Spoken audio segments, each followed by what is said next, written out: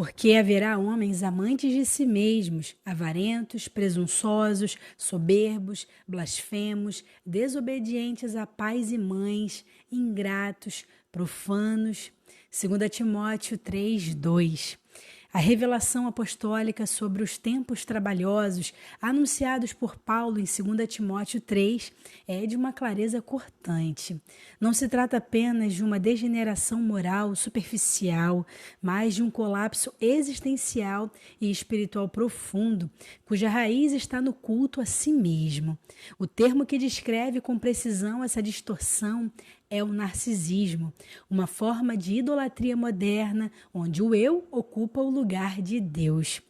Trata-se de um desvio espiritual que se manifesta como uma das faces mais ocultas e perigosas da iniquidade dos últimos dias.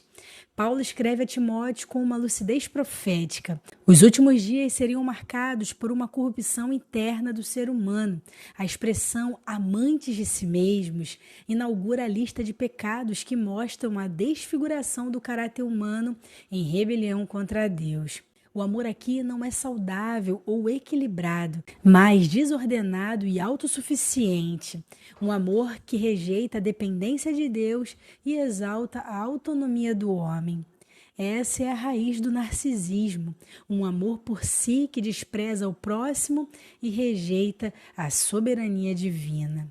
O ser humano foi criado à imagem de Deus, conforme está escrito em Gênesis 1:27, para refletir a sua glória, caráter e comunhão. Ao invés de refletir a glória de Deus, o narcisista busca refletir a si mesmo numa imagem idealizada e fantasiosa.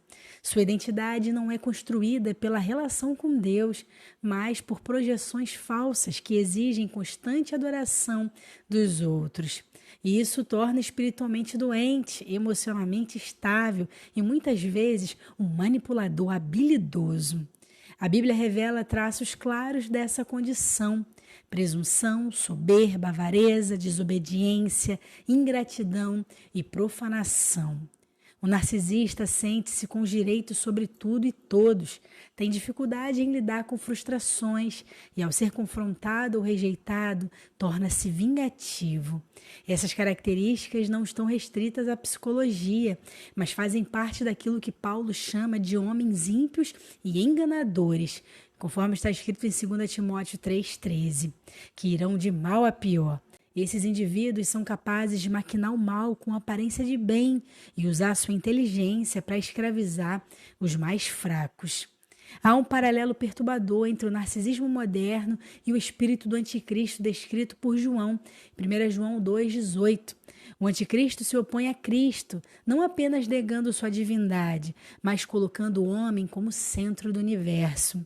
O narcisismo é, em essência, um anticristianismo disfarçado de liberdade pessoal. É a negação da cruz, da negação de si mesmo e do serviço ao próximo. O narcisista jamais será servo, pois não suporta ser menor. O que ele deseja é poder, domínio e admiração. Exatamente o que Satanás ofereceu a Jesus no deserto. A Igreja de Cristo precisa discernir os tempos. O espírito narcisista não está apenas fora das igrejas. Ele penetrou em púlpitos, lideranças e comunidades de fé, travestindo de carisma e dons espirituais. Muitos buscam plataformas para serem vistos, não para servir. Usam a espiritualidade como instrumento de controle emocional e sedução da fé alheia.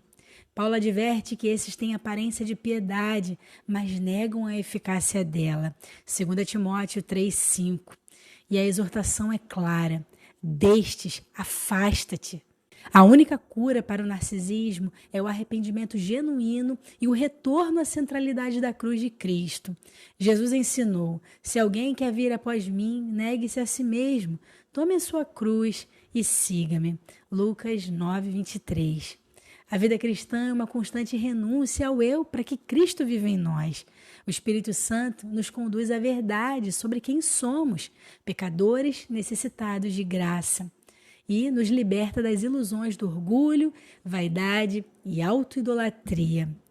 A Igreja de Cristo precisa erguer-se como coluna e baluarte da verdade, num mundo intoxicado pelo culto do eu.